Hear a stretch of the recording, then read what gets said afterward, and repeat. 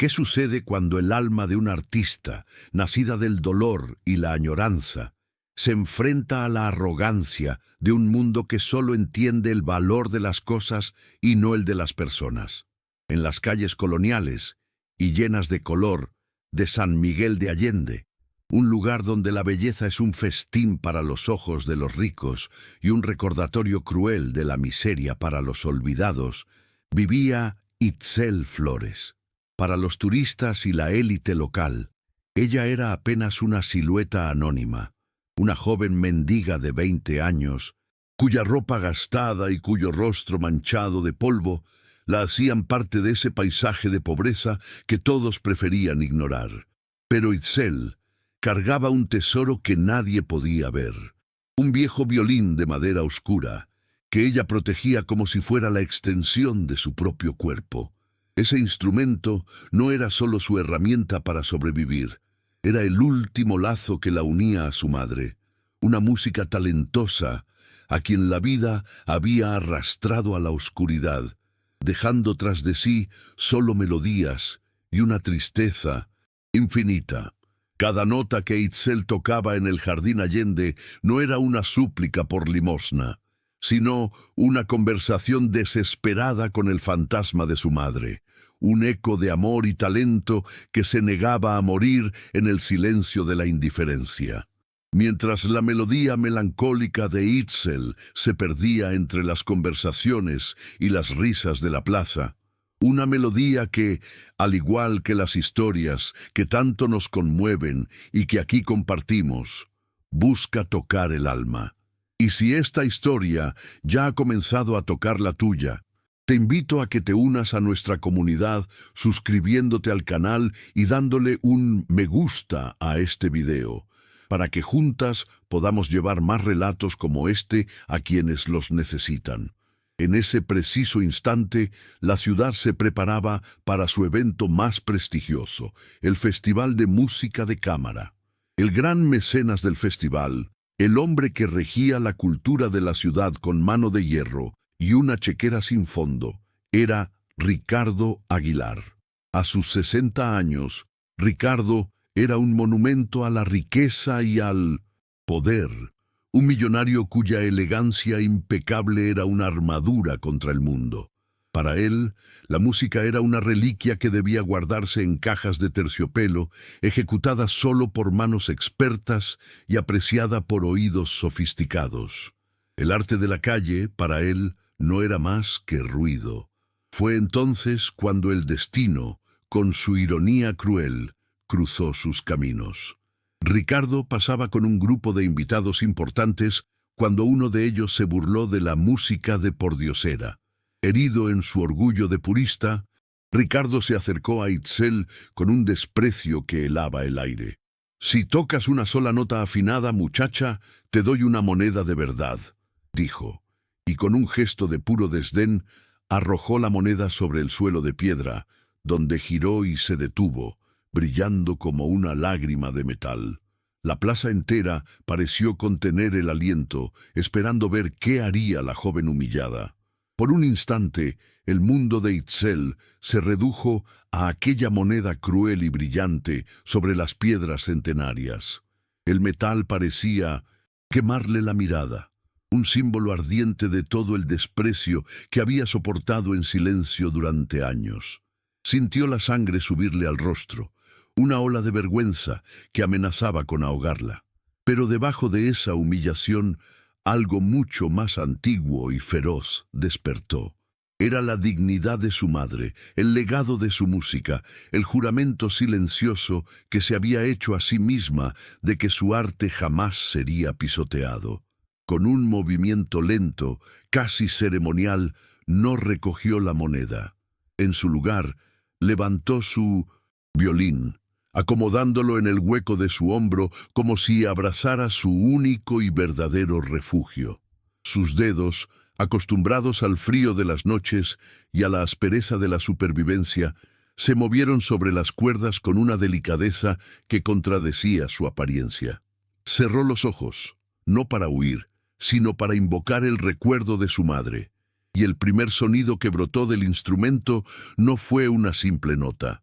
Fue un lamento, un sonido tan puro, tan cargado de una tristeza profunda, que cortó el murmullo de la plaza como un cuchillo.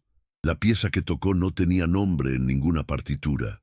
Era la historia de su vida, una melodía que comenzaba con la soledad de un amanecer en la calle, se elevaba con la furia de una injusticia silenciosa y finalmente se abría en una flor de esperanza imposible, una nota sostenida que parecía preguntar al cielo si había un lugar en el mundo para un alma como la suya. El efecto fue inmediato y absoluto. Las conversaciones de los turistas se apagaron. Los teléfonos que estaban listos para grabar la humillación de una mendiga ahora se alzaban para capturar un milagro.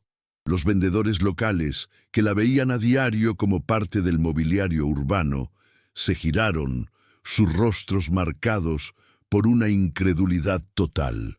La música de Itzel redibujaba la realidad del Jardín Allende, transformando un espacio de comercio y ocio en un templo de emoción pura. Ricardo Aguilar, el hombre que había arrojado la moneda, se quedó paralizado.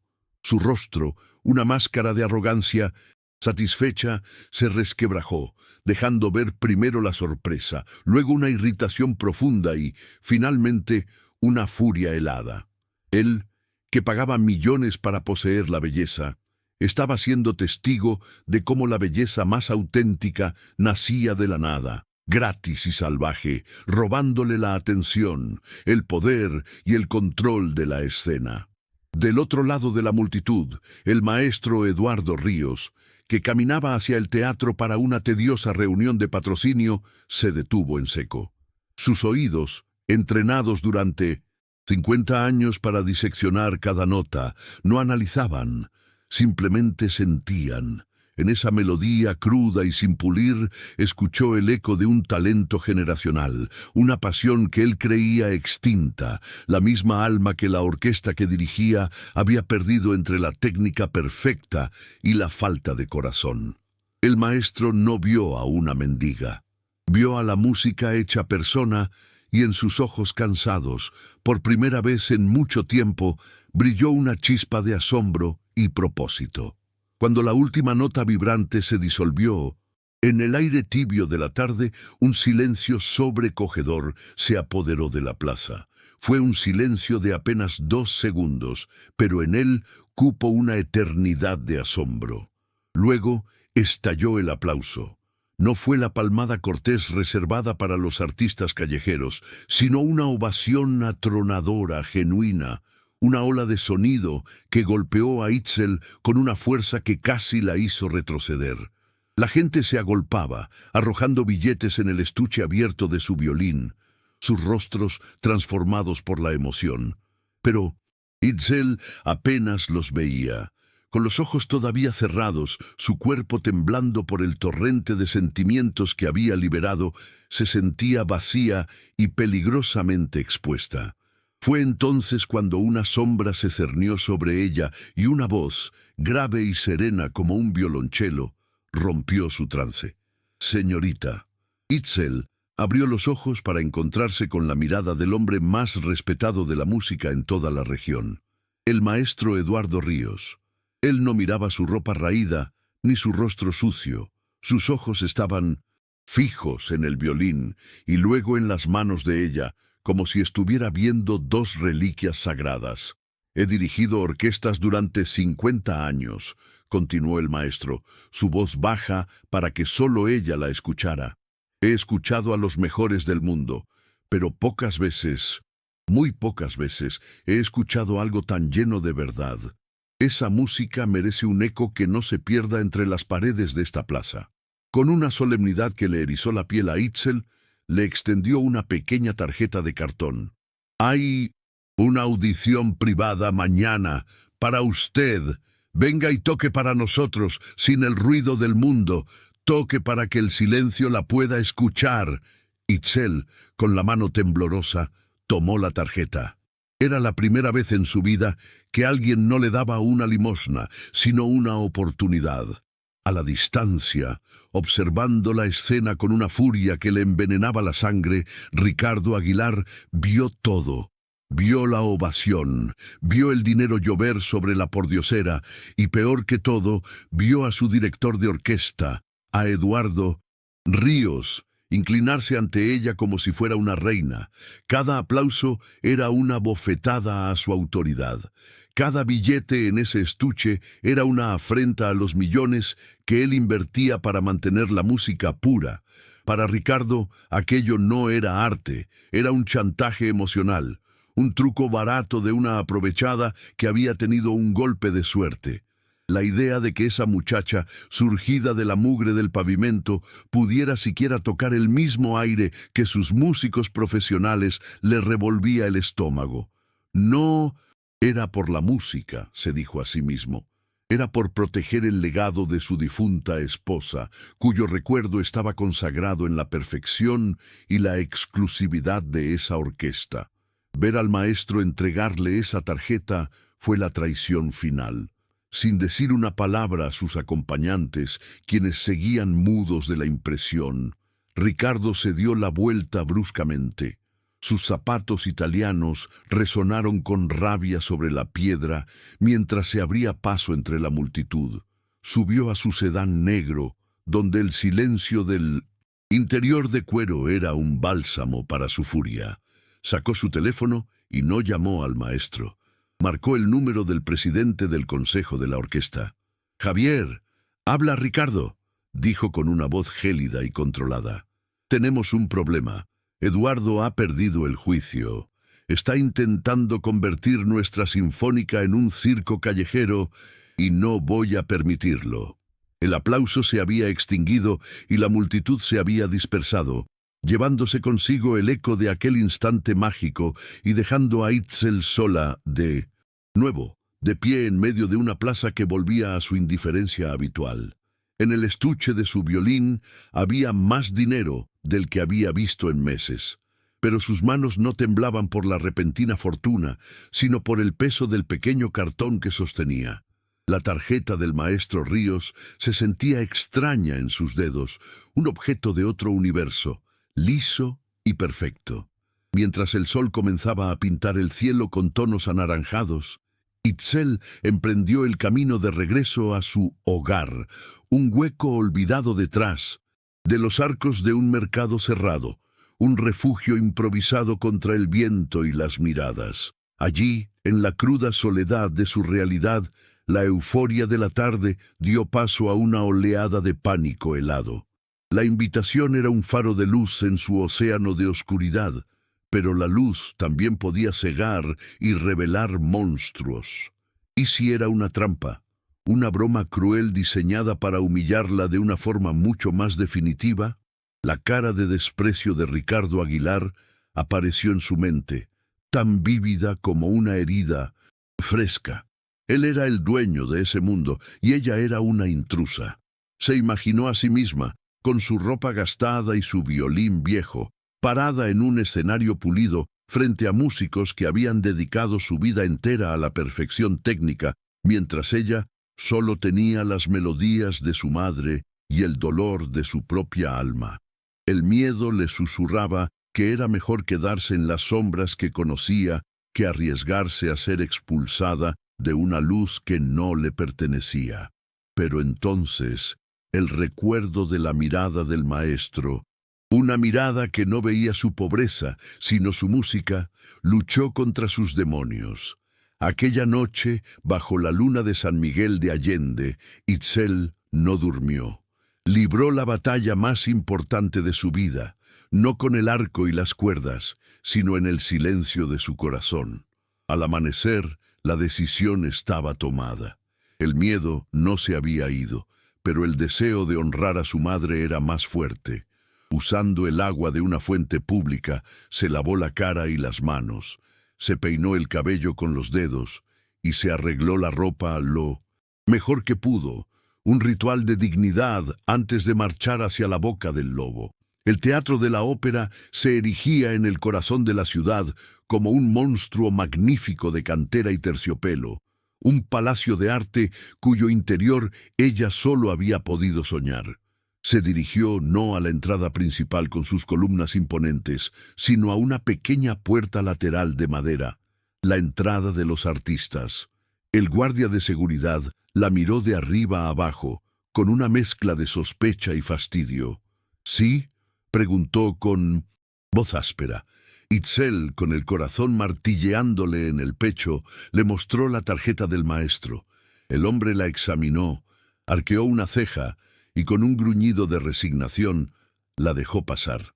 El interior era un laberinto de pasillos silenciosos que olían a madera vieja, a resina y a un perfume caro y distante. Siguió el sonido casi imperceptible de unas escalas perfectas hasta llegar a una sala de ensayos. La puerta estaba entreabierta y dentro una mujer de postura impecable tocaba un violín que brillaba como una joya. Su ejecución era una cascada de notas precisas, matemáticamente perfectas, pero frías como el hielo. Cuando Itzel apareció en el umbral, la música se detuvo. La violinista, la solista principal de la orquesta, se giró y la examinó. No dijo una sola palabra, pero su mirada recorrió a Itzel de los pies a la cabeza, deteniéndose en su violín gastado con una expresión de puro desdén. En ese silencio se declaró la guerra. La violinista principal, cuyo nombre era Sofía, bajó su violín lentamente. Su rostro era una máscara de gélida incredulidad. El desdén en sus ojos era tan afilado como la nota más aguda que acababa de tocar. Antes de que pudiera articular su desaprobación, la puerta de la sala de ensayo se abrió por completo, revelando la imponente figura del maestro Ríos. «Señorita Flores, qué bueno que ha venido», dijo él, su cálida voz creando un pequeño santuario de bienvenida en aquel ambiente hostil. Ignoró deliberadamente la mirada venenosa de Sofía. Sin embargo, el alivio de Itzel duró muy poco. Detrás del maestro, recargado en el piano de cola como un juez a punto de dictar sentencia, estaba Ricardo Aguilar. No dijo nada, pero su presencia llenaba la sala con una presión aplastante. Tenía los brazos cruzados y una ligera mueca de desdén jugaba en sus labios, una expresión que decía claramente: «Te reto a que me impresiones, miserable». La sala, antes un espacio de arte, se transformó en una arena.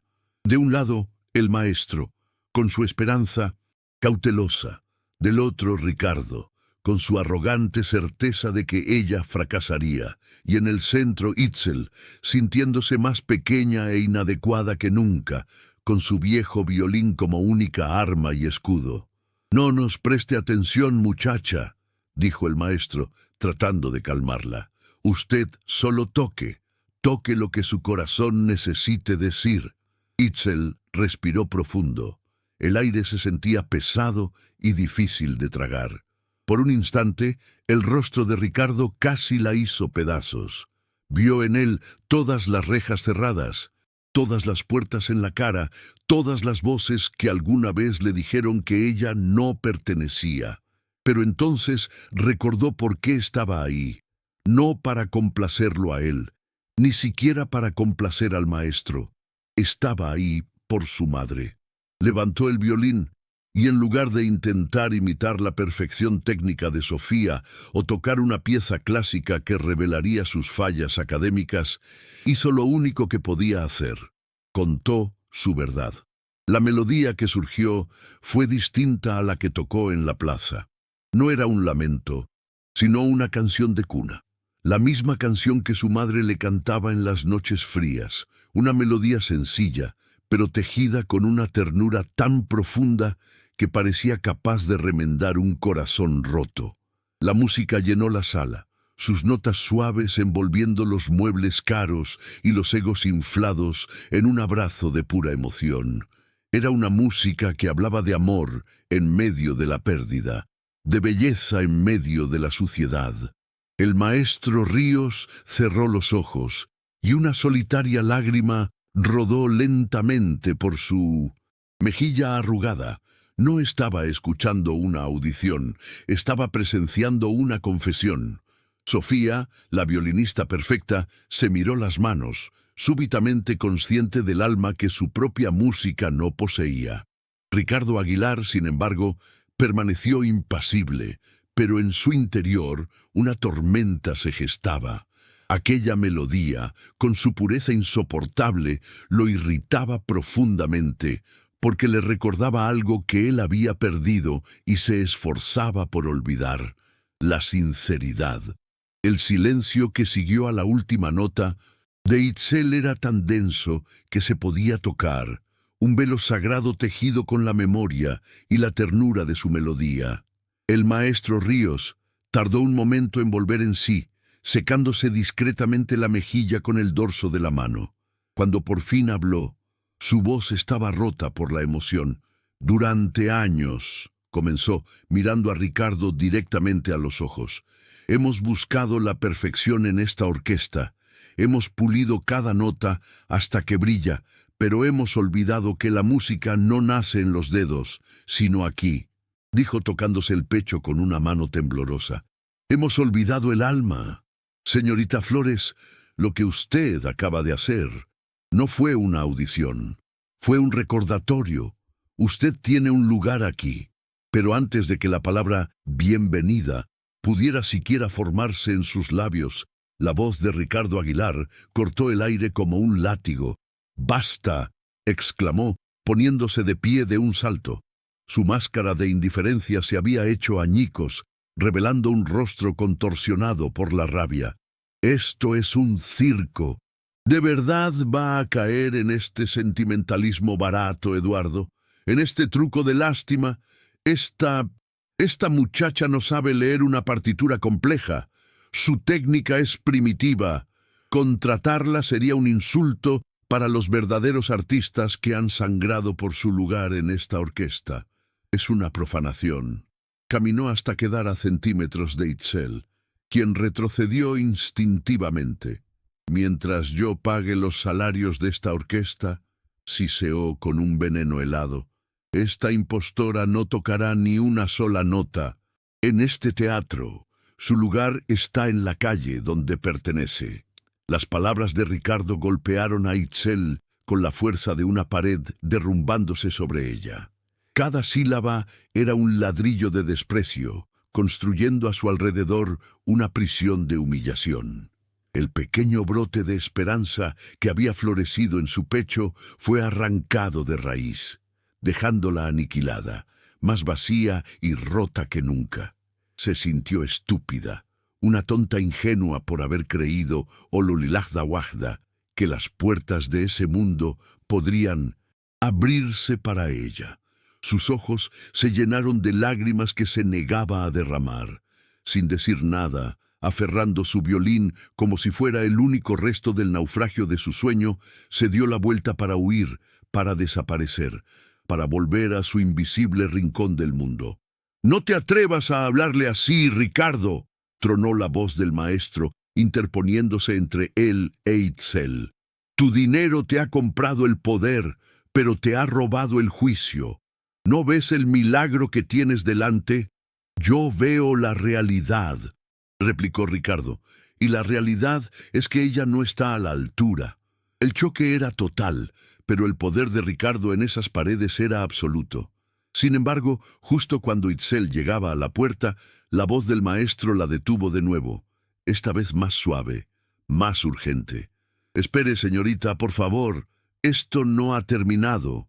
Se acercó y su mirada no se posó en el rostro de Itzel, sino en el instrumento que ella apretaba contra su pecho. «Ese violín no es un violín cualquiera, ¿verdad? Tiene una historia.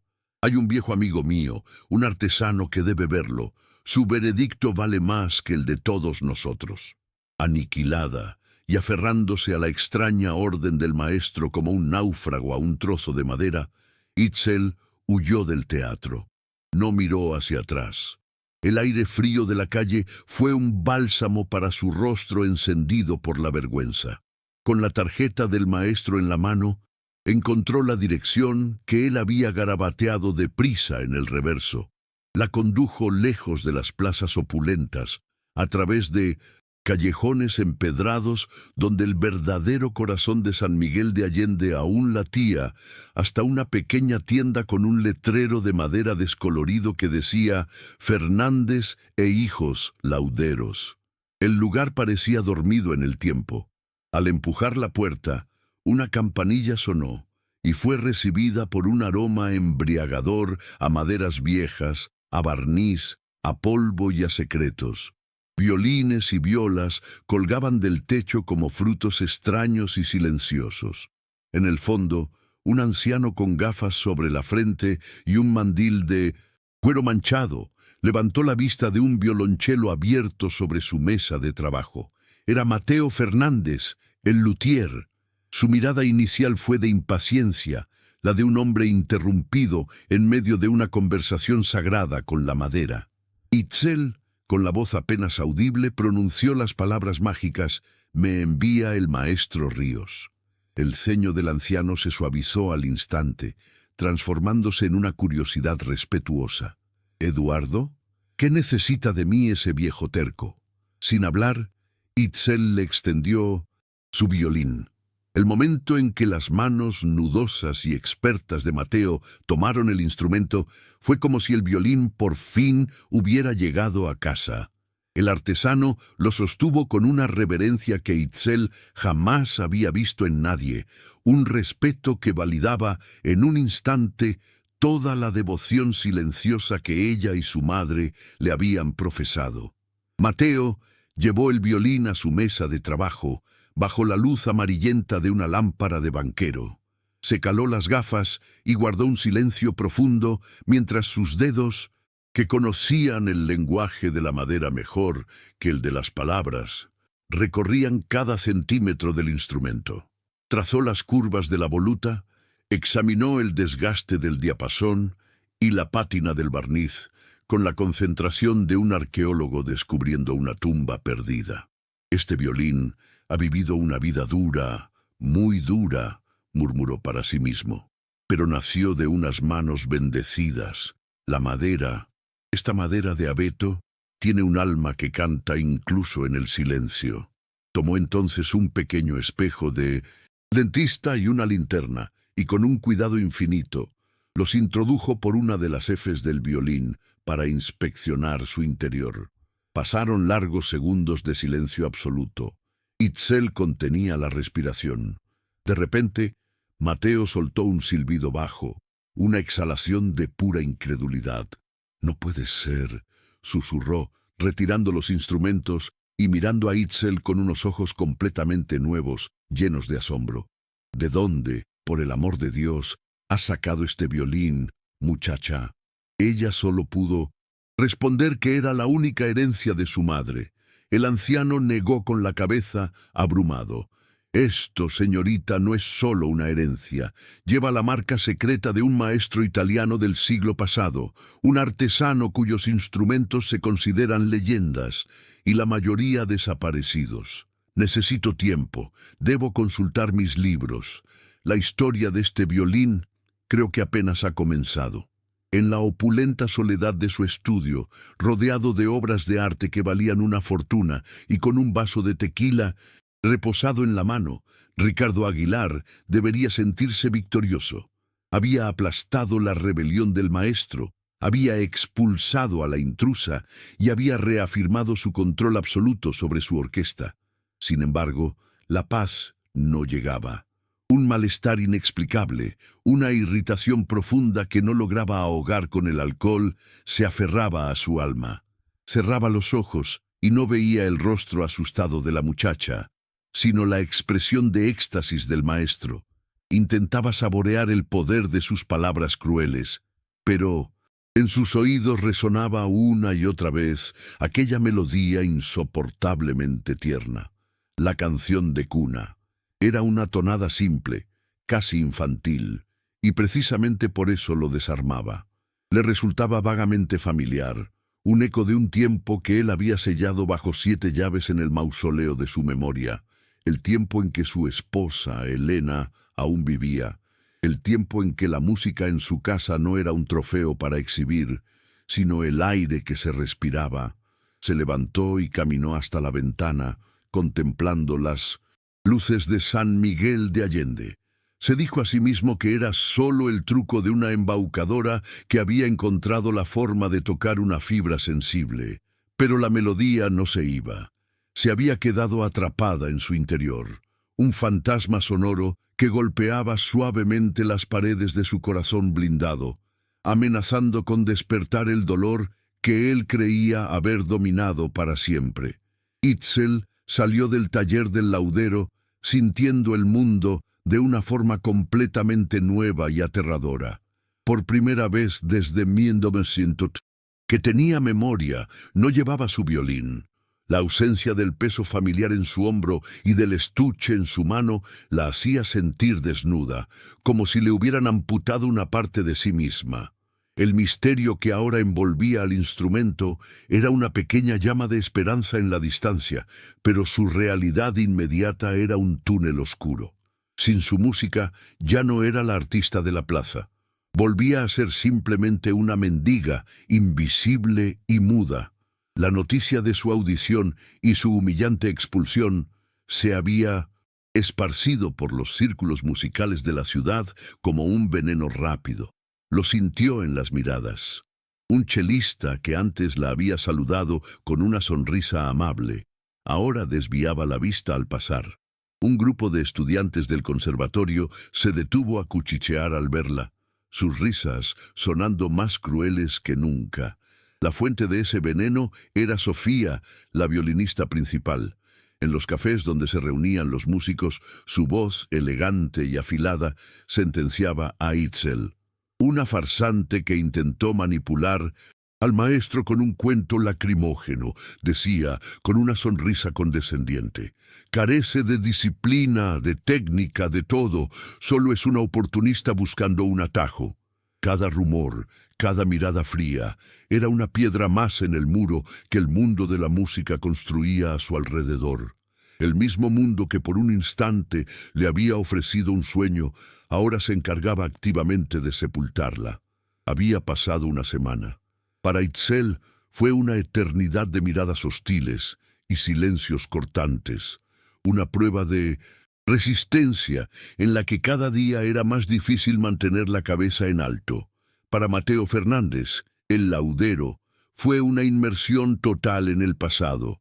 Su taller, normalmente un remanso de paz y trabajo metódico, se convirtió en el epicentro de una investigación febril. Durante el día atendía a sus clientes con la mente en otra parte, pero por las noches, bajo la luz de su lámpara, se sumergía en un laberinto de libros antiguos y registros polvorientos. Escribió cartas a colegas en Cremona, revisó catálogos de subastas de décadas pasadas y pasó horas examinando la veta de la madera del violín a través de una lupa, comparándola con fotografías de archivo. Sentía que estaba al borde de algo inmenso. La marca secreta del artesano era inconfundible, pero había una anomalía en el barniz, una técnica casi imperceptible que no cuadraba. Era como escuchar una sinfonía perfecta con una sola nota misteriosa que no pertenecía, pero que la hacía única. Finalmente, una madrugada, la respuesta llegó en la forma de un viejo diario de un coleccionista. Allí, en una nota a pie de página escrita con una caligrafía elegante, encontró la clave, una descripción de un encargo privado, un instrumento único que el maestro artesano había creado como un regalo, modificando su técnica tradicional a petición del comprador. El diario describía la pieza y su destinataria. Cuando Mateo leyó el nombre, sus manos, que habían sostenido con firmeza las herramientas más delicadas durante 60 años, comenzaron a temblar. El violín no era solo una obra maestra, era un testamento, una promesa hecha madera y cuerdas. Se reclinó en su silla, el peso de la verdad cayendo sobre él. No podía revelarle esto a la muchacha directamente. La onda expansiva de aquella revelación podría destruirla o salvarla, y él no podía arriesgarse a equivocarse. Solo había un hombre con quien podía compartir esta carga. El maestro Ríos encontró a Mateo en un viejo café del centro, un lugar con mesas de madera oscura que habían escuchado más secretos que cualquier confesionario. El director de la orquesta lucía abatido. Su enfrentamiento con Ricardo lo había dejado agotado y marginado dentro de su propio teatro. Al ver el rostro solemne de su amigo, supo que las noticias no eran triviales. Sin preámbulos, Mateo deslizó sobre la mesa una carpeta con copias de sus hallazgos. El violín es un Lorenzo Storioni genuino de su último periodo, una joya invaluable por sí misma, comenzó el laudero con voz queda. El maestro asintió, impresionado. Eso explicaba la profundidad del sonido. Pero eso no es lo importante, Eduardo, continuó Mateo, y con un dedo tembloroso señaló un párrafo resaltado en uno de los documentos. Fue un encargo, el regalo de la acaudalada familia Montenegro de Guanajuato para su única hija, una niña prodigio que estaba destinada a ser la mejor violinista de su generación. El maestro leyó el nombre en voz alta, y el sonido de su propia voz pareció helarle la sangre. Elena, Elena. Montenegro. Levantó la vista bruscamente, sus ojos abiertos de par en par por el horror de la comprensión. Elena Montenegro, quien años después de una carrera brillante y truncada, se convertiría en Elena Aguilar, la difunta esposa de Ricardo. De repente, todo encajó con una claridad brutal. La canción de cuna que Itzel tocó, una melodía que Elena solía tararear, la pasión desgarrada en su forma de tocar, tan idéntica al estilo de Elena, la furia irracional de Ricardo al enfrentarse a ese eco, viviente de su pasado. El maestro se llevó una mano a la boca, abrumado. «Dios mío, Mateo», susurró, esta muchacha no es solo una desconocida con talento, es un fantasma». El café se volvió la tumba de un secreto recién nacido. Los dos ancianos se quedaron en silencio, el peso de la revelación aplastando el aire a su alrededor. Fue el maestro quien lo rompió. Su voz apenas un susurro cargado de una nueva urgencia. Él ha pasado los últimos 20 años construyendo un mausoleo a Pitosis. La memoria de Elena, dijo, más para sí mismo que para Mateo. Y cuando el espíritu viviente de ella aparece ante sus ojos, intenta aniquilarlo. No lo ve, o no quiere verlo. Mateo, siempre el ancla de la prudencia, asintió con gravedad. Precisamente, Eduardo. Su dolor lo ha convertido en un déspota. Si llegamos ahora con esta historia, con este violín, lo verá como la peor de las profanaciones. La acusará de ser una impostora, una estafadora que juega con su tragedia. La destruirá, públicamente y a nosotros con ella. Discutieron las posibilidades en voz baja, cada una más peligrosa que la anterior. ¿Era Itzel la hija que todos creían perdida? ¿Una nieta? ¿O simplemente una coincidencia tan cruel que desafiaba a la razón? La canción de cuna, el estilo apasionado, el violín, eran piezas de un rompecabezas que formaban una imagen aterradora y milagrosa. No podemos enfrentarlo sin pruebas, concluyó el maestro, su determinación endureciéndose. Y la única prueba que importa no está en tus libros, Mateo, está en ella, en su memoria. Necesito hablar con ella.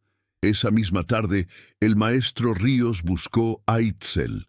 No la citó en el teatro, sino que fue a ella, encontrándola en su lugar habitual en el jardín Allende.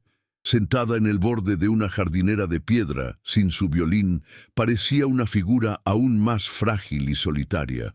Él se acercó despacio y en un gesto de profundo respeto se sentó a su lado, no por encima de ella. Itzel comenzó, usando su nombre de pila, y por primera vez.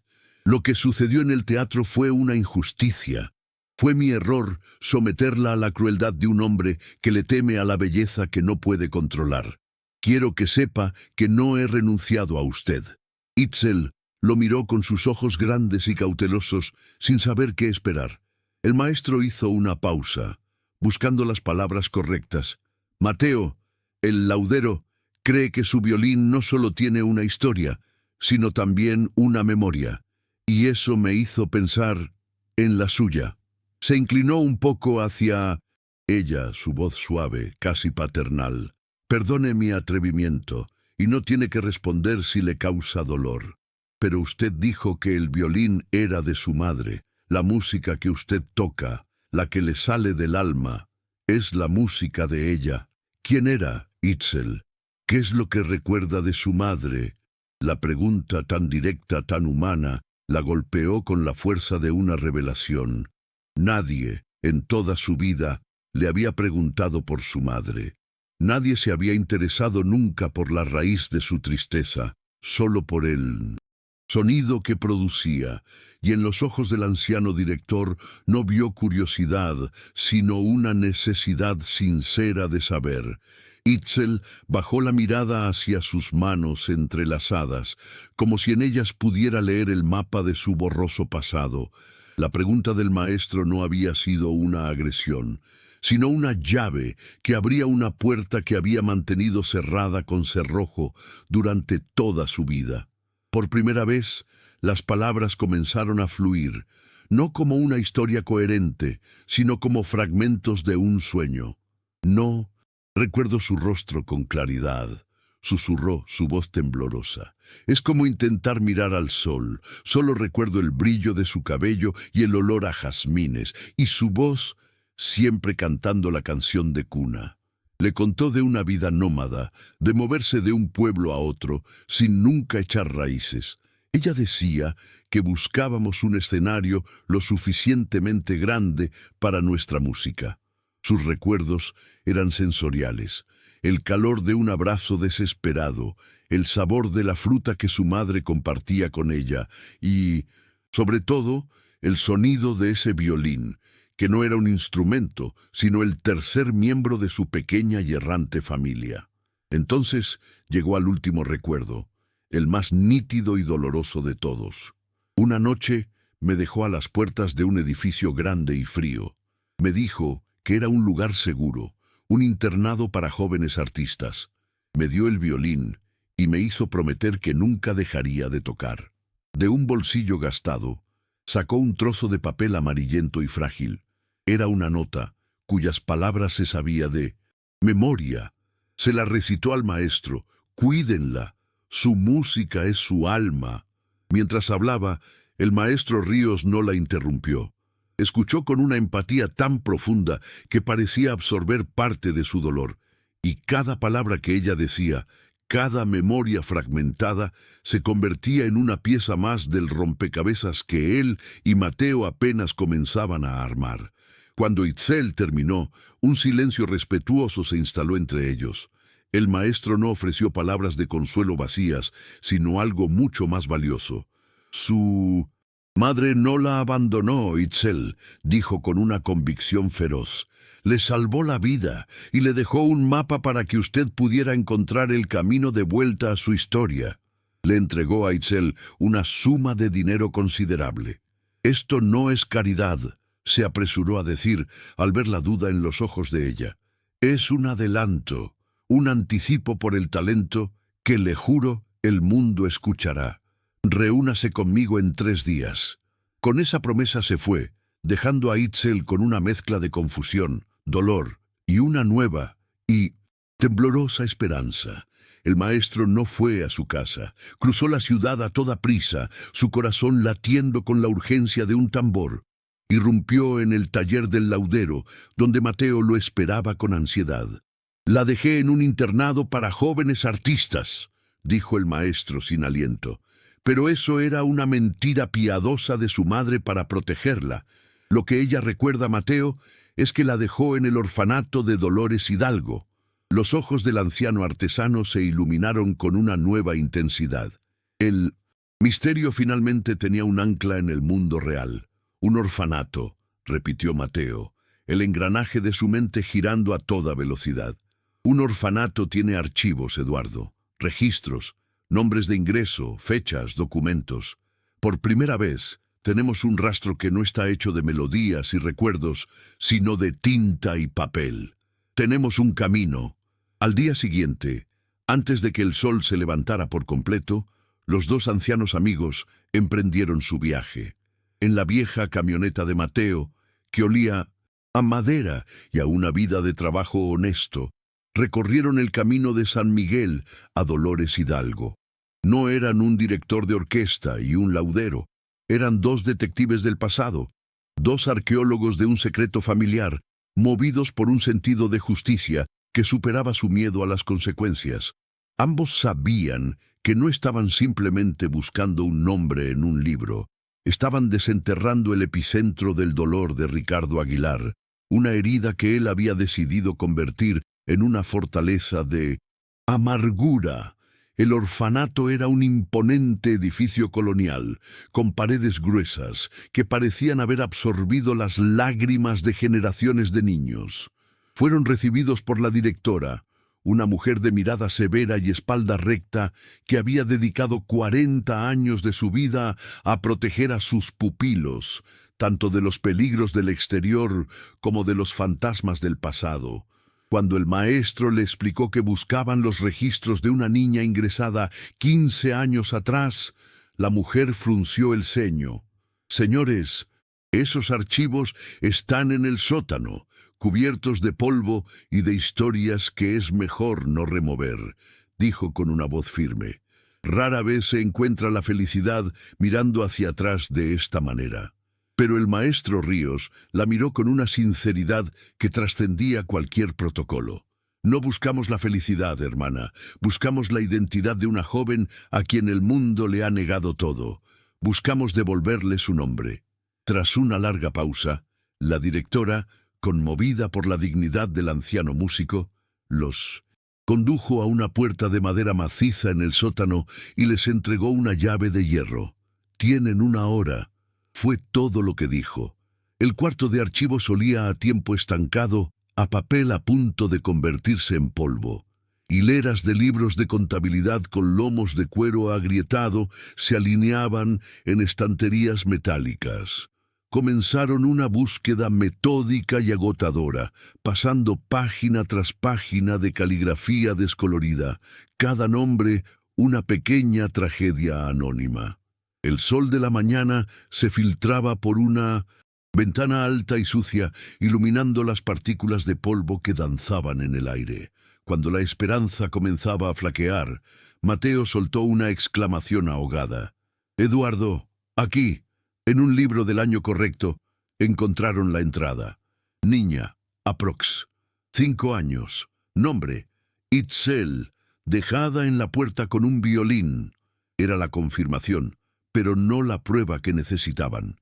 Sin embargo, adherida al reverso de la página con una vieja cinta adhesiva, había una carta doblada, tan delgada que casi la pasan por alto. Con manos temblorosas, el maestro la desdobló. La tinta estaba corrida en algunas partes, como si las lágrimas de quien la escribió se hubieran mezclado con las palabras. Era una súplica desesperada, la de una madre que huía de un peligro no especificado, pidiéndoles que protegieran a su hija, su tesoro, y al final, la firma que hizo que el corazón de ambos hombres se detuviera en seco. No era un nombre completo, sino una inicial que lo decía todo. «Con mi alma entera, Elena M». El viaje, de regreso a San Miguel de Allende, fue un torbellino de emociones contenidas en el pequeño habitáculo de la camioneta. La carta de Elena M. descansaba sobre el tablero, un frágil pedazo de papel que contenía el poder de una bomba atómica. Ya no eran dos amigos en una misión de investigación. Se habían convertido en los custodios de una tragedia, en los portadores de una verdad que podía sanar o aniquilar. «Esta carta es la prueba, Eduardo», dijo Mateo con la voz ronca, «pero contra un hombre como Ricardo, la verdad no es suficiente. Dirá que es una falsificación, la destruirá y nos acusará de conspirar contra él. Usará su poder para enterrar esta historia aún más profundo». El maestro Ríos, con la mirada fija en el paisaje árido que pasaba velozmente, asintió. Una nueva llama ardía en sus ojos, una que no se veía desde hacía años. Era el fuego de la insurrección. «Tienes razón, amigo mío», respondió. «No podemos enfrentarlo con el pasado. Debemos acorralarlo con el presente, con el talento que él insiste en negar». Su mente, la de un estratega acostumbrado a dirigir a 100 músicos a la vez, comenzó a formular un plan audaz. Ricardo cree que ha ganado. Cree que Itzel es solo una nota discordante que ha silenciado. Pero voy a obligarlo a escucharla de nuevo, no en privado, frente a toda la orquesta.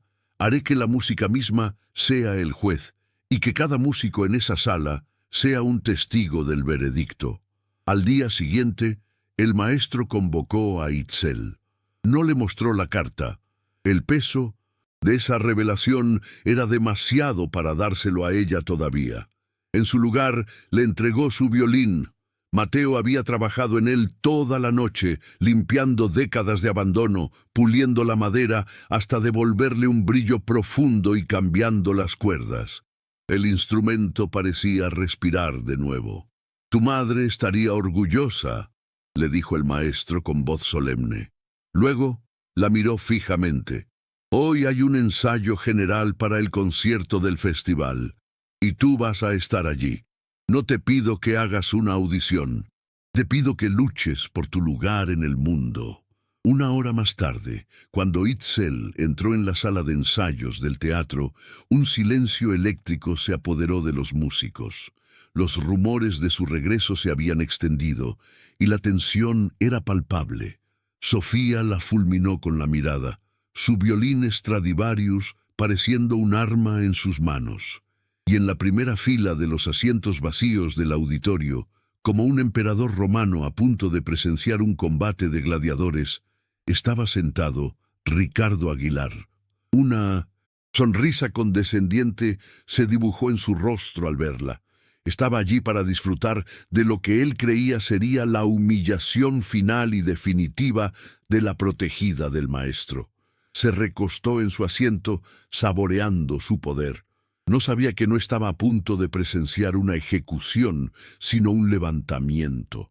El maestro Ríos golpeó suavemente su batuta contra el atril, y un silencio expectante se apoderó de la sala.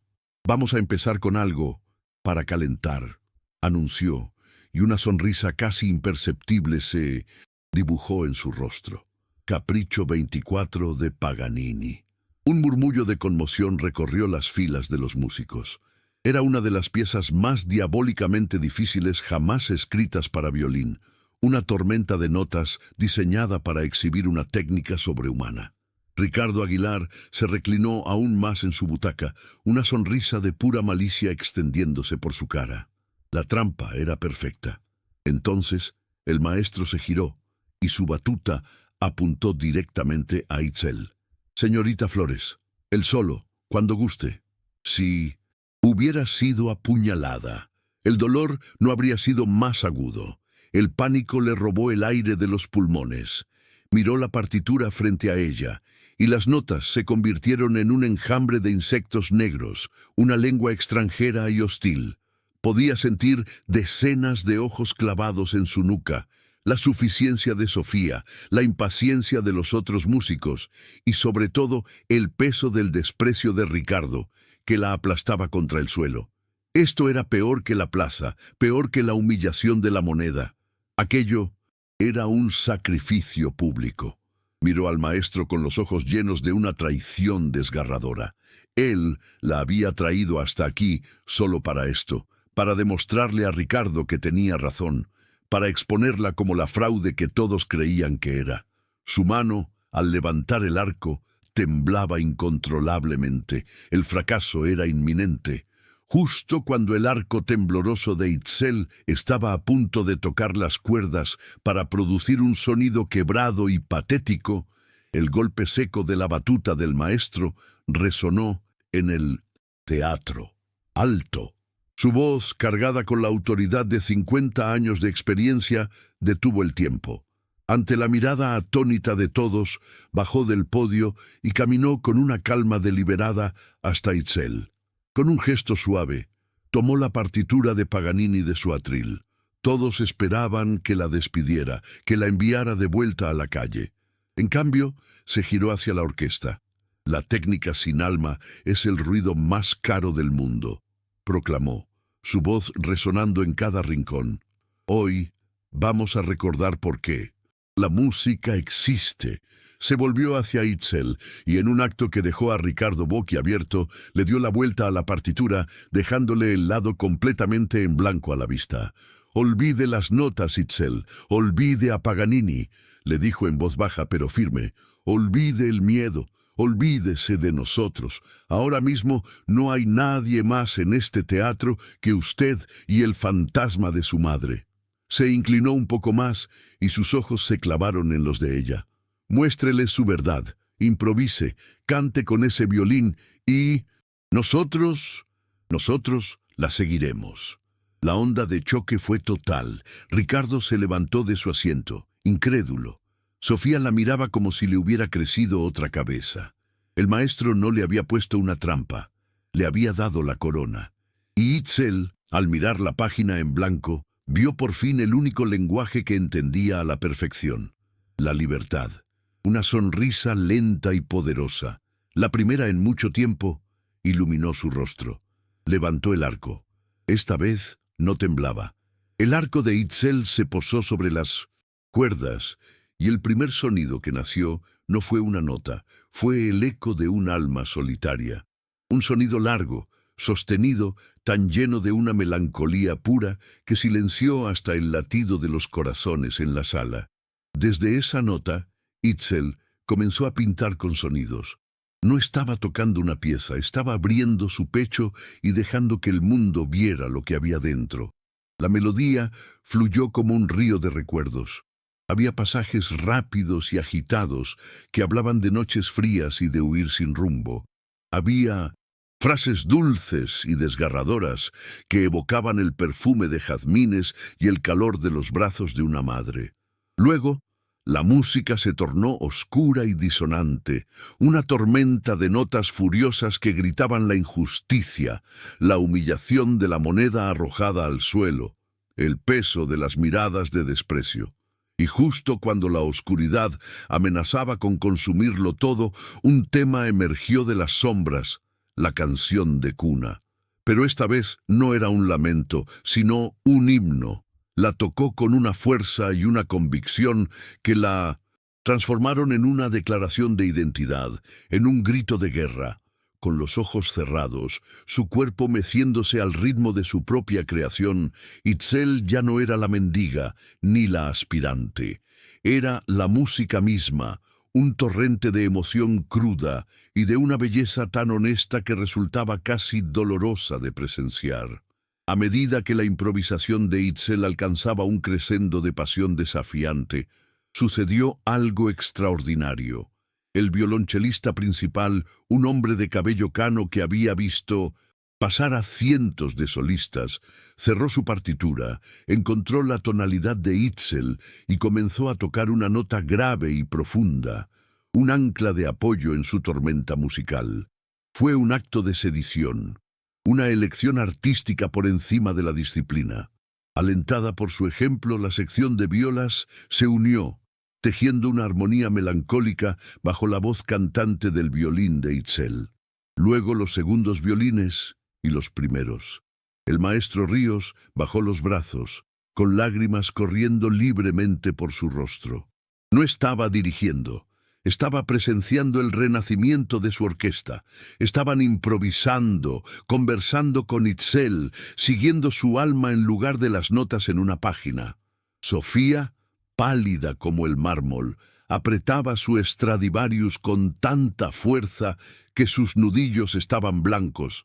Estaba siendo testigo de todo lo que ella no era, libre, visceral, real. Ricardo Aguilar permanecía congelado en su asiento, su rostro una máscara de furia impotente. Estaba atrapado, obligado a presenciar el milagro que Había intentado aplastar una ola de belleza que lo dejaba completamente solo en su isla de poder y amargura. La música se elevó, toda la orquesta unida en un final glorioso y triunfal, con el violín de Itzel volando por encima de todo, como un pájaro liberado de su jaula. Un momento de magia pura, de esos que nos recuerdan por qué amamos estas historias. Si tú también sentiste el poder de este momento, si tu corazón vibró con el de Itzel, te invito a que dejes tu me gusta y te suscribas para que juntos sigamos descubriendo la fuerza del espíritu humano. Cuando la última y gloriosa nota se desvaneció en el aire, un silencio profundo y sobrecogedor llenó el teatro. No era un silencio vacío, sino uno lleno de la electricidad de un milagro compartido. Y entonces, antes de que el maestro pudiera hacer un solo gesto, la orquesta estalló. No en un aplauso cortés, sino en una ovación visceral. Los músicos golpeaban los arcos contra sus atriles. Un estruendo de madera contra madera, que es el mayor honor que un solista puede recibir. Gritaban ¡brava!, poniéndose de pie, sus rostros transformados por la emoción pura de lo que acababan de experimentar. Habían sido liberados. Ricardo Aguilar no esperó a ver más. Se levantó rígidamente, su rostro una máscara pálida de una furia tan profunda que había superado el rojo vivo para convertirse en un blanco glacial. Lanzó una mirada al maestro, una mirada que no necesitaba palabras para prometer una guerra sin cuartel. Se dio la vuelta y se marchó a grandes zancadas, y el sonido de las pesadas puertas del auditorio cerrándose de golpe tras él fue su única y impotente réplica. En el escenario, el maestro se acercó a Itzel, quien temblaba, abrumada por las lágrimas y la conmoción. Le puso una mano en el hombro. «Bienvenida a la orquesta, señorita Flores», dijo, su voz ahogada por el orgullo. Los músicos comenzaron a rodearla, felicitándola, tocando su brazo con un respeto recién nacido. Desde la distancia, Sofía observaba su rivalidad momentáneamente eclipsada por una verdad innegable. Había presenciado el nacimiento de una estrella. La alegría de Itzel fue un sol brillante, pero fugaz. Por unas pocas horas, caminó por las calles de San Miguel sintiéndose, por primera vez en su vida, como si perteneciera a algún lugar. El sueño de su madre se había hecho realidad. Pero la venganza de Ricardo Aguilar fue tan rápida y silenciosa como el veneno de una serpiente. Esa misma tarde, el maestro recibió la llamada que sabía que vendría. La voz de Ricardo no era estridente ni airada, era peor. Era una voz calmada, hueca, despojada de toda emoción. «Eduardo, te voy a dar una elección, y solo una», dijo con una frialdad quirúrgica. «Esa muchacha desaparece, no vuelve a poner un pie en el teatro, no vuelve a tocar con ninguno de mis músicos, jamás. O mañana, a primera hora, retiro hasta el último centavo de mi financiamiento. La Fundación Aguilar, disuelta. Tu orquesta, el trabajo de tu vida, dejará de existir antes de que termine la semana. La decisión es tuya». Y colgó. El peso de ese ultimátum cayó sobre el maestro como una lápida. Por un lado, el alma de la música, encarnada en Itzel. Por el otro, el pan de 100 familias. Con el corazón hecho pedazos, buscó a Itzel al anochecer. La alegría en el rostro de ella al verlo lo destrozó. «Itzel», comenzó, y su voz se quebró. «Ganamos la batalla, pero Ricardo está a punto de quemar el mundo para asegurarse de que perdamos la guerra». Le explicó el ultimátum, y vio cómo la luz en los ojos de Itzel se extinguía, reemplazada por un horror absoluto. Su triunfo se había convertido en cenizas. No era la salvadora de la orquesta, era la causa de su destrucción. La noticia del ultimátum de Ricardo se extendió por la orquesta como una plaga, envenenando la euforia del día anterior y reemplazándola con un miedo corrosivo. La unidad que habían encontrado en la música de Itzel se hizo añicos contra la dura roca de la realidad. Se formaron dos bandos, enfrentados en susurros desesperados por los pasillos del teatro. Un grupo, el más numeroso, argumentaba desde la pragmática del terror. Tenían familias, hipotecas, vidas que dependían del cheque de la Fundación Aguilar. Culpaban en voz baja al maestro por su idealismo imprudente y a Itzel, la extraña, por haber traído esta calamidad sobre sus cabezas.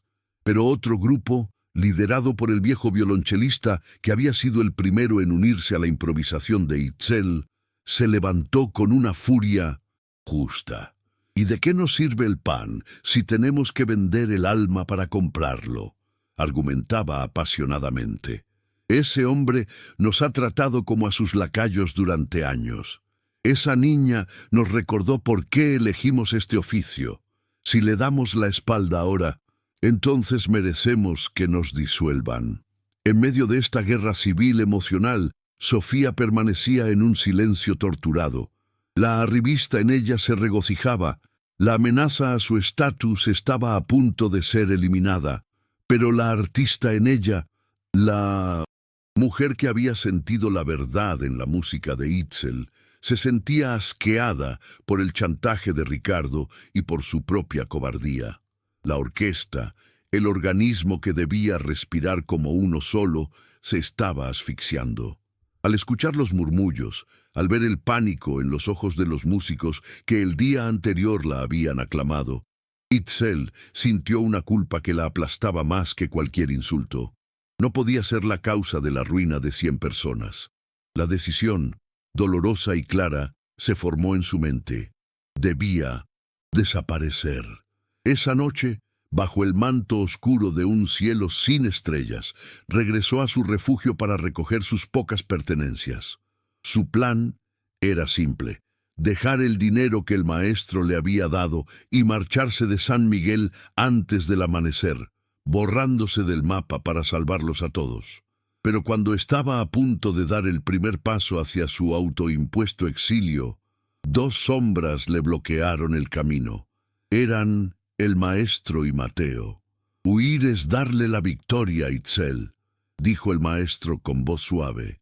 «Es precisamente lo que él quiere que hagas». Ella negó con la cabeza, las lágrimas finalmente desbordándose. «Soy una maldición para ustedes». «No», la interrumpió Mateo, su voz firme como una roca. «No eres una maldición, eres la respuesta». Se acercó, su mirada llena de una gravedad insondable.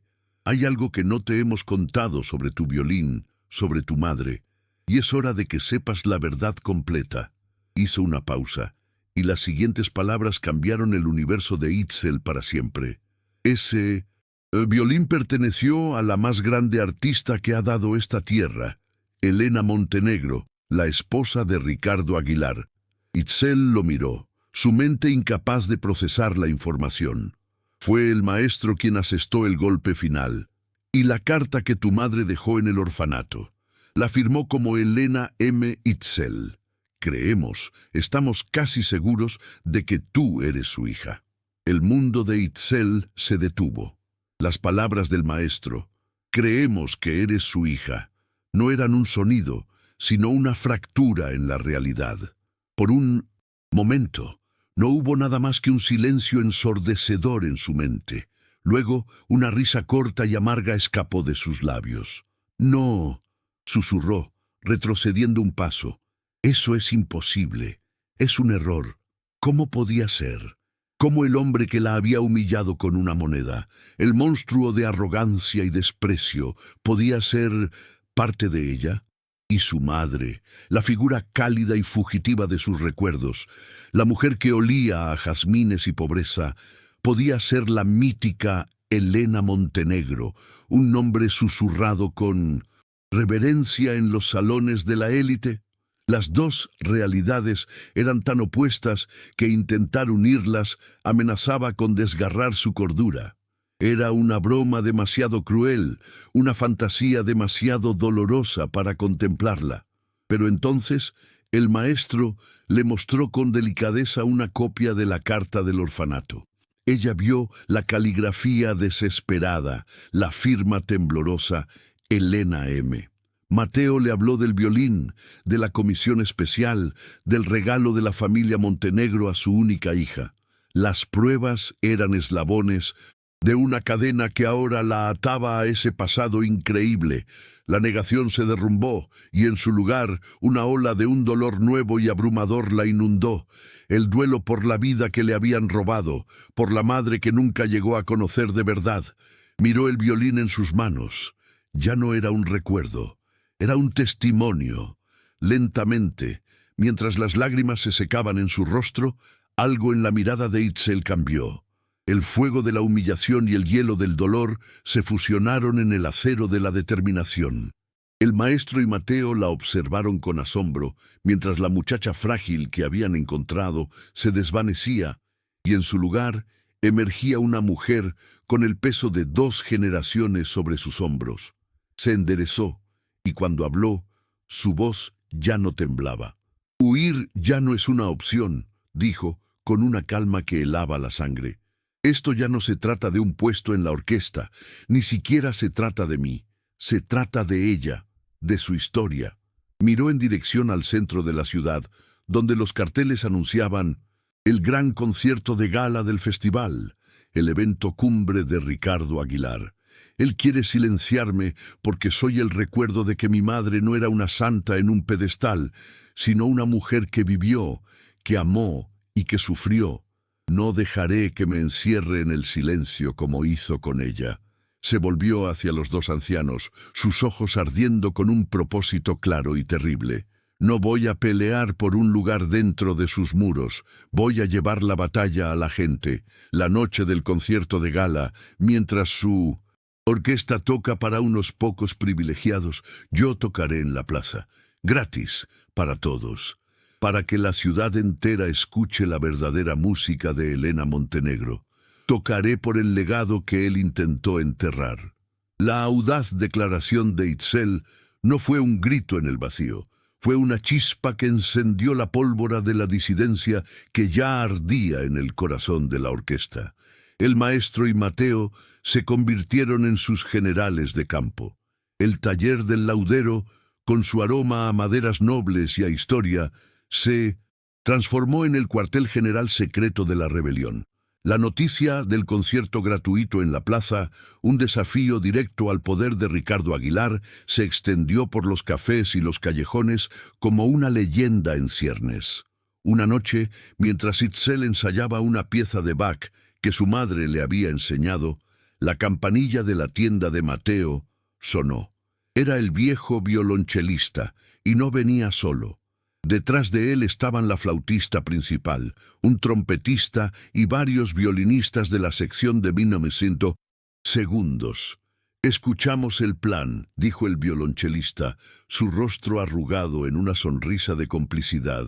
«Ricardo Aguilar es dueño de las paredes del teatro, pero no es dueño de la música, y ciertamente no es nuestro dueño». Se acercaron, sus instrumentos en la mano, y rodearon a Itzel. «No tocarás sola, muchacha, tocaremos contigo». Y así comenzaron los ensayos clandestinos.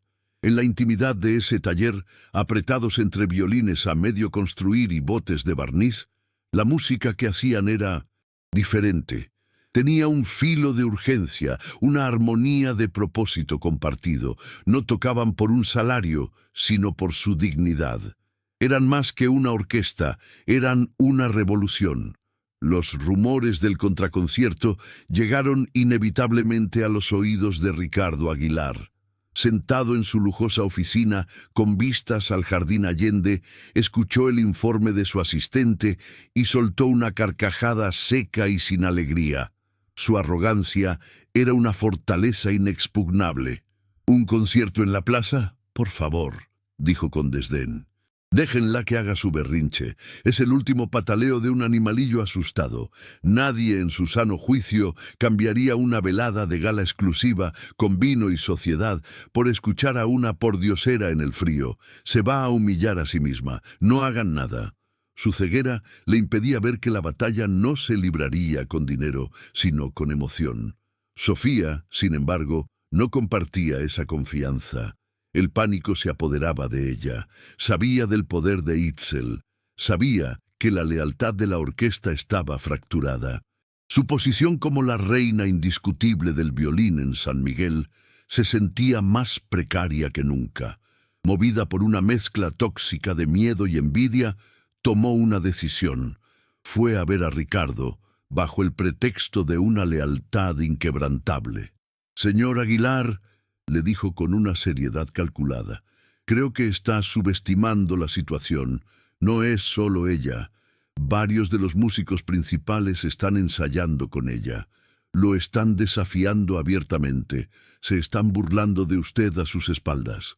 Su intención era provocar a Ricardo para que aplastara a Itzel de una vez por todas. No se dio cuenta de que, al avivar las llamas de la furia del tirano, estaba ayudando a construir la pira funeraria de su propio reinado. Las palabras de Sofía fueron la cerilla que encendió la pólvora en el orgullo herido de Ricardo. La idea de ser el hazmerreír de sus propios músicos era intolerable. Su arrogancia exigía una aniquilación total. Esa misma noche hizo una llamada. Sus instrucciones fueron frías y precisas. «Quiero el violín que está en el taller de Fernández. No lo dañen, solo quiero que enmudezca». La mañana siguiente, el día del concierto de gala, amaneció con un sol radiante que era una burla a la oscuridad que estaba por caer. Itzel llegó al taller de Mateo para el último ensayo, su corazón lleno de una ansiedad desesperanzada.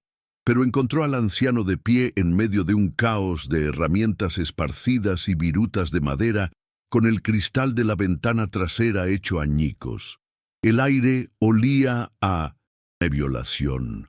Los ojos de Itzel volaron inmediatamente a la mesa de trabajo, al paño de terciopelo donde el violín de su madre descansaba como un rey durmiente. El paño estaba allí, pero estaba vacío. Un grito ahogado murió en su garganta y una ola de frío nauseabundo la recorrió. Era como si le hubieran arrancado a su madre de sus brazos por segunda vez. Era una profanación de su único santuario. Cuando los otros músicos llegaron y vieron la escena, el silencio que cayó sobre ellos fue el de una derrota absoluta. Sin el violín no había concierto. Sin esa voz, su revolución estaba muerta. Ricardo Aguilar, sin haber levantado un solo dedo públicamente, había ganado. La noticia del robo se extendió con la velocidad de un mal presagio. Cuando Sofía la escuchó, un hielo de horror le recorrió la espalda. Esto no era lo que ella quería. Ella deseaba ganar una batalla profesional, humillar a su rival en el escenario, no ser cómplice de un acto de crueldad tan bajo y personal. La imagen de Itzel tocando con el alma desnuda, la visión de sus colegas unidos por algo más grande que ellos mismos, la asaltó con una claridad insoportable. Su envidia y su miedo finalmente se rindieron ante la única cosa que le quedaba, su conciencia de artista. Tomó la decisión más difícil de su vida. Fue directamente al taller donde encontró al pequeño grupo de rebeldes sumido en la desesperación. La recibieron con miradas hostiles. Con la voz quebrada por la vergüenza, lo confesó todo. «Fui yo», dijo, mientras las lágrimas corrían por su rostro. «Yo fui quien le advirtió a Ricardo. Lo provoqué.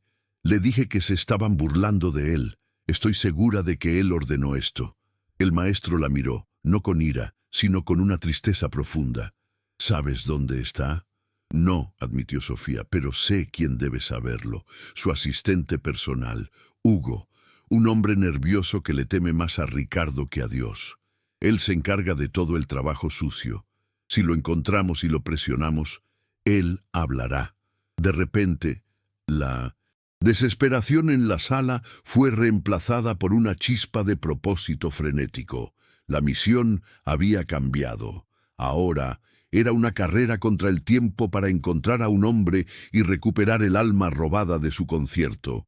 El grupo, Ahora una extraña alianza forjada en la desesperación se movió con la rapidez de un comando. Sofía, con su conocimiento íntimo de la vida social de la élite, los guió a una pequeña cantina discreta. Cuando Ricardo lo estresa, Hugo viene aquí a beber a solas, susurró. Y allí estaba él, en una mesa en el rincón más oscuro, con un vaso de tequila y la cara pálida de un hombre atormentado por su propia cobardía. Lo rodearon antes de que pudiera reaccionar. El pánico se apoderó de sus ojos cuando vio al maestro, a los músicos y sobre todo a Sofía, la confidente de su jefe. «Yo no sé nada», balbuceó, la negación automática de un hombre culpable. Pero no estaban allí para negociar. El maestro le habló de la moral y la justicia. El violonchelista se cruzó de brazos. Una montaña de intimidación silenciosa. Pero fue Sofía quien asestó el golpe mortal, hablándole en el único idioma que Hugo entendía, el miedo a Ricardo Aguilar. «Escúchame, Hugo», dijo, inclinándose sobre él, su voz un siseo venenoso y cómplice. «Conozco a Ricardo. Cuando todo esto salga a la luz, ¿a quién crees que va a culpar? ¿Crees que va a admitir su propio crimen? Te arrojará a los lobos sin pensarlo 2 veces. Nosotros te ofrecemos una salida». El rostro de Hugo se descompuso. En un torrente de susurros frenéticos, confesó. El violín estaba intacto, encerrado en el lugar más seguro y arrogante posible, el despacho privado de Ricardo Aguilar, en el corazón del teatro. La revelación cayó sobre ellos como una sentencia de muerte. El teatro, en la noche del concierto de gala, sería una fortaleza, pero la desesperación es la madre de la audacia. «No es imposible», dijo Sofía, su mente analítica trabajando a toda velocidad. «La seguridad estará centrada en los invitados, en el vestíbulo y en el auditorio. El backstage será un caos. Esa es nuestra oportunidad». El plan era una locura, pero era el único que tenían. Mientras los invitados más ricos de la región desfilaban con sus joyas y sus trajes de noche, el pequeño grupo de rebeldes se preparaba para su propia función. El maestro, en su papel de director, fue al gerente de escena y montó una elaborada distracción sobre un supuesto problema catastrófico con las luces del escenario, atrayendo al jefe de seguridad. Mientras tanto, Sofía guiaba a Itzel y al violonchelista por una ruta de pasillos de servicio que solo los veteranos del teatro conocían. El corazón de Itzel martilleaba contra sus costillas con cada paso, con cada sombra que se movía. Finalmente, llegaron a la puerta del despacho de Ricardo. Usando una tarjeta de acceso que Hugo, ahora su aterrorizado cómplice, les había deslizado, entraron. Y allí estaba, en un rincón, como un prisionero de guerra, el estuche del violín.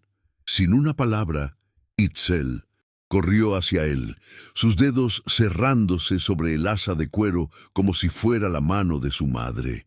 Con el tesoro recuperado, se escabulleron de vuelta a la noche, corriendo por las calles empedradas hacia la plaza, justo a tiempo para su propio llamado a escena.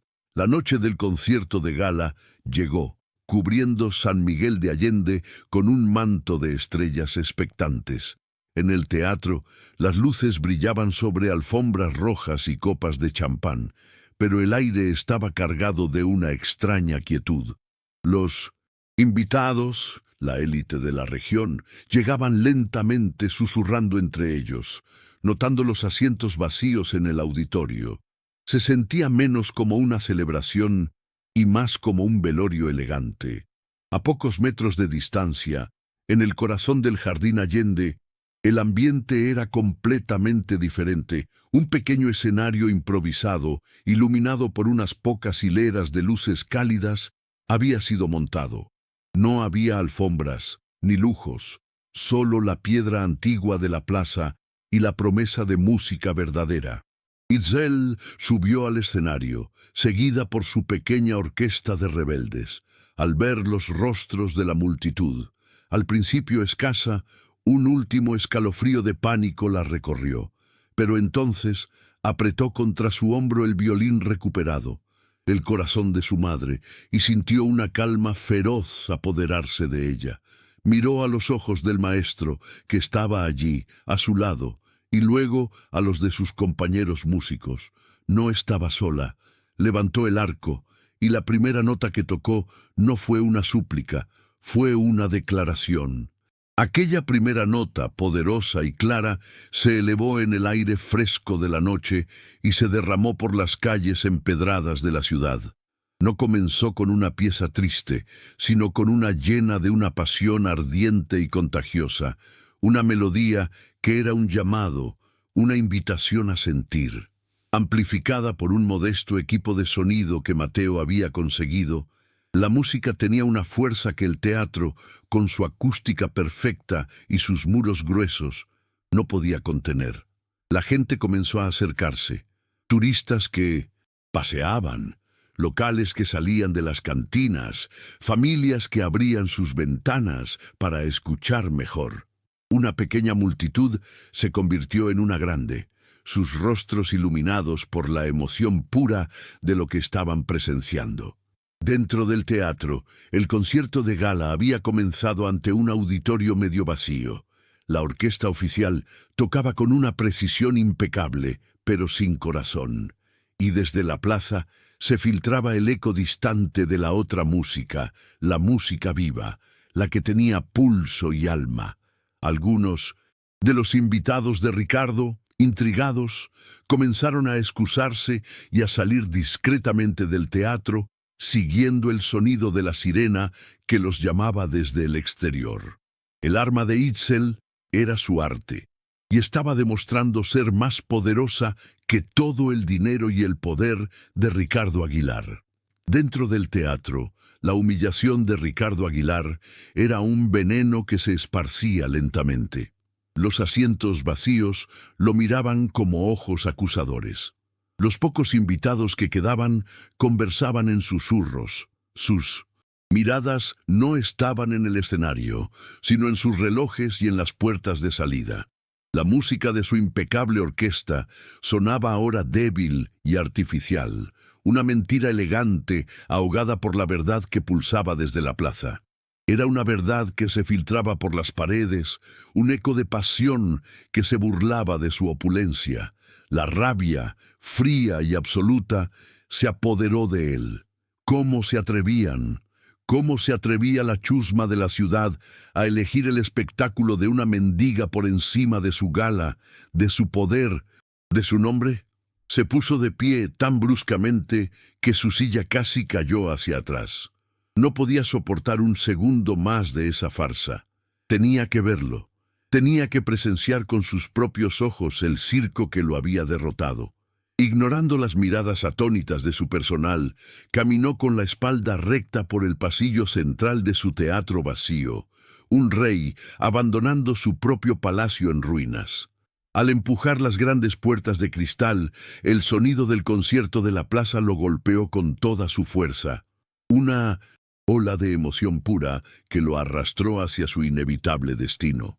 Justo cuando Ricardo llegaba al borde de la plaza, oculto entre la multitud que desbordaba las aceras, la pieza vibrante que Itzel tocaba llegó a un final estruendoso, y un rugido de aclamación se elevó de miles de gargantas. En la breve pausa que siguió, el maestro le dirigió a Itzel una mirada cargada de significado. Era el momento. La pequeña orquesta detrás de ella bajó sus instrumentos, cediéndole el escenario por completo. Un silencio expectante cayó sobre el jardín allende, y entonces Itzel comenzó a tocar de nuevo. Pero esta vez era diferente. Era la canción de cuna, la melodía íntima y secreta que su madre le cantaba, la misma que había tocado en aquella audición desastrosa. Las notas, dulces y desgarradoras, flotaron en el aire de la noche, no como una actuación, sino como una oración. El sonido detuvo a Ricardo en seco. No era solo la melodía, una daga que se clavaba directamente en el corazón de su recuerdo, más sagrado y doloroso. Era el timbre del violín, esa voz, Esa voz inconfundible, cálida, profunda, rota por un llanto que él no había escuchado en 20 años. Era la voz del violín de Elena. La combinación fue un cataclismo. La canción que ella compuso para una hija secreta, tocada en el instrumento que él creía perdido para siempre. La coraza de Ricardo Aguilar, forjada durante 2 décadas de duelo y amargura, se hizo añicos. El magnate desapareció, y en su lugar quedó un hombre anciano y roto, temblando al borde de un abismo de dolor. Mientras Itzel tocaba, ya no estaba en la plaza ni frente a una multitud. Estaba en un lugar fuera del tiempo, conversando con el espíritu de su madre a través de las cuerdas del violín. Cada nota de la canción de cuna era una caricia, una lágrima, una pregunta que había guardado durante 20 años. La tocó con una pureza tan desgarradora que el aire mismo parecía vibrar con su anhelo. Abajo, entre el público, Ricardo Aguilar ya no luchaba. Se había rendido. La música lo despojó de su riqueza, de su poder, de su nombre, dejándolo solo con su dolor. Inconsciente de las miles de miradas que ahora se fijaban en él, comenzó a caminar hacia adelante. La multitud, sintiendo que estaba presenciando algo sagrado y terrible, se abrió para dejarlo pasar. Se movía como un sonámbulo, atraído por el canto de sirena de su propio pasado. Llegó al pie del escenario justo cuando Itzel tocaba la última nota, una que se quedó flotando en el silencio absoluto de la noche, más elocuente que cualquier palabra. El hombre más poderoso de San Miguel de Allende estaba de rodillas en espíritu, con el rostro bañado en lágrimas que ya no se molestaba en ocultar. Levantó la vista hacia la joven del escenario, y lo que vio no fue a la mendiga que había despreciado, sino un doloroso y perfecto eco de su esposa. En sus ojos, en la forma en que sostenía el violín, en el alma que sangraba a través de su música, vio a Elena. De sus labios brotó un susurro, roto, capturado por el micrófono que aún estaba abierto. Elena. El nombre resonó en toda la plaza, cargado de 2 décadas de luto. Ricardo dio un paso vacilante hacia el escenario, extendiendo una mano temblorosa. «Esa canción», balbuceó, su voz quebrándose para que todos la oyeran. «Ese violín». Entonces sus ojos se encontraron con los de Itzel, y en ellos no vio triunfo, sino un abismo de un dolor que él reconocía muy bien. Y en ese instante se rompió por completo. «Perdóname», suplicó, la palabra arrancada de lo más profundo de su ser. «Por mi ceguera, por mi crueldad, por favor, perdóname, nieta mía». La palabra nieta recorrió la multitud como una descarga eléctrica, un estallido de murmullos y jadeos. El secreto había sido revelado de la forma más pública y dramática posible. Itzel, agotada y vacía, miró al hombre deshecho a sus pies. El odio se había disuelto, reemplazado por una empatía compleja y agotadora. Lentamente bajó el violín y asintió una sola vez. No era era una tregua. Pasaron los meses. La noche en que el millonario lloró en la plaza se convirtió en la leyenda de San Miguel de Allende. La verdad, una vez liberada, actuó como un bálsamo sanador. Ricardo Aguilar, despojado de su coraza de amargura, inició el lento y doloroso camino de la redención. No intentó comprar el afecto de Itzel, sino que le ofreció algo mucho más valioso: su arrepentimiento sincero y su apoyo incondicional. Reconoció legalmente a Itzel como su nieta, dándole el apellido Montenegro que le pertenecía por derecho. Ella, a su vez, no se mudó a su mansión, sino a una pequeña y hermosa casa propia, manteniendo la independencia que tanto le había costado ganar. Aceptó el puesto de solista principal de la Orquesta Sinfónica, pero con sus propias condiciones.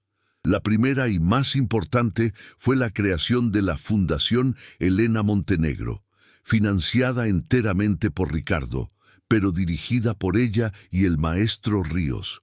con la única misión de que ningún niño con no música en el alma volviera a ser silenciado por la pobreza. La orquesta, ahora bajo un nuevo espíritu de inclusión y pasión, floreció como nunca antes, con Sofía trabajando al lado de Itzel, su antigua rivalidad transformada en un profundo respeto profesional. La escena final de nuestra historia no tiene lugar en un gran teatro, sino en el patio soleado de un viejo edificio colonial recién restaurado, el nuevo hogar de la Fundación. El aire está lleno, no de una sinfonía perfecta, sino de la caótica y alegre disonancia de docenas de niños aprendiendo a tocar violines, violonchelos y flautas. Y en el centro de todos ellos está Itzel. No lleva un vestido de gala, sino ropa sencilla, y está arrodillada en el suelo, ajustando con una sonrisa paciente el arco de un niño pequeño que no tendrá más de 6 años. La melodía que les enseña, con una dulzura infinita, es la canción de cuna de su madre, ya no una elegía a la pérdida, sino un himno al comienzo. Desde la sombra de un arco, un hombre mayor los observa. Es Ricardo Aguilar. Su rostro ya no es el de un magnate, sino el de un abuelo, y en sus ojos hay una paz que el dinero nunca pudo comprar. No está viendo a un fantasma, está viendo el verdadero legado de su esposa cobrar vida. Itzel levanta la vista, ve a su abuelo, y le regala una sonrisa genuina, llena de un perdón silencioso. Y así, la música de una madre encontró su eco final, no en el silencio de una sala de conciertos, sino en las risas de los niños a los que inspiraría. Historias como esta nos demuestran que el verdadero legado no es lo que dejamos atrás, sino lo que sembramos en los demás. Si esta jornada te ha conmovido, suscríbete y únete a nuestra comunidad para que sigamos compartiendo relatos que nos recuerden el poder del corazón humano.